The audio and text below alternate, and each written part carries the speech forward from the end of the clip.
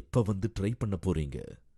Cholan mess, Ashok Nagar, Velachery, Anna Nagar, Perungudi மற்றும் Paris corner. Kaveri பிரச்சனை தொடர்பா தஞ்சாவூர்ல நடந்த திமுக ஆர்ப்பாட்டத்துல எதிர்க்கட்சி தலைவர் உதயநிதி ஸ்டாலின் அவர்கள் முதல்வர் விஜய் மற்றும் த்ரிஷாவை தொடர்பு படுத்தி இரட்டை அர்த்தத்துல பேசினதா சொல்லி இப்ப அவரை காவல்துறையினர் கைது பண்ணிருக்காங்க. இந்த ஒரு கைது சம்பவம் இப்போ ஒட்டுமொத்த இந்தியாவையும் பரபரப்புக்குள்ளாக்கி இருக்கு. உதயநிதி அவர்களோட நீலாங்கரை இல்லத்துல வச்சு அவரை காவல்துறை கைது பண்ணி இப்போ தஞ்சாவூர் அழைச்சு செல்ல இருக்கிறதா சொல்லப்படுது. உதயநிதி அவர்களோட இந்த கைதை எதிர்த்து திமுகவினர் இப்போ ஆர்ப்பாட்டம் பண்ணிட்டு வராங்க. கைது செய்யப்பட்ட உதயநிதி ஸ்டாலின் அவர்களும் இதுக்கெல்லாம் நான் பயப்பட மாட்டேன், மேகதாது விவகாரத்தை திசை திருப்பதான் இந்த கைது நடவடிக்கை மேற்கொண்டிருக்காங்க, எதனாலும் சட்ட ரீதியா எதிர்கொள்வேன்னு செய்தியாளர்களுக்கு பேட்டி கொடுத்திருக்காரு. இந்த ஒரு சூழ்நிலையில நடிகை நிவேதா பெத்துராஜோட ஒரு போஸ்ட் இப்போ சோஷியல் மீடியால பரபரப்பை ஏற்படுத்தி இருக்கு. நிவேதா பெத்துராஜ் அவங்க எக்ஸ் பிளாட்ஃபார்ம்ல புறங்கூறி பொய்துயிர் வாழ்தலின் சாதல் அரங்கூறும் ஆக்கம் தரும் அப்படின்னு ஒரு திருக்குறளை ஷேர் பண்ணியிருக்காங்க. அந்த குறளோட பொருள் என்ன அப்படின்னா, ஒருத்தர் இல்லாதப்போ அவங்கள தப்பா பேசிட்டு அவங்க இருக்கும்போது பொய்யா நடிச்சு பேசி வாழ்றதுக்கு சாவறதே மேல், நேர்மையா வாழ்றவங்களுக்கு தான் உண்மையான மதிப்பும் புகழும் கிடைக்கும்னு பொருள் தர வகையில இருக்கிற ஒரு திருக்குறளை ஷேர் பண்ணியிருக்காங்க.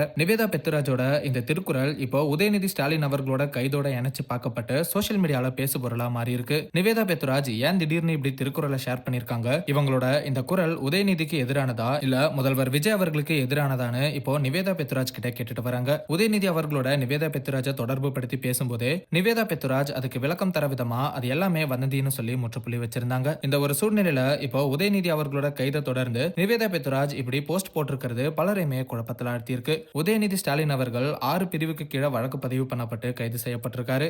இவரோட கைது தொடர்பா அடுத்த கட்ட நடவடிக்கை என்ன அப்படிங்கறதெல்லாம் வெயிட் பண்ணி பார்க்கலாம். எப்ப வந்து ட்ரை பண்ண போறீங்க?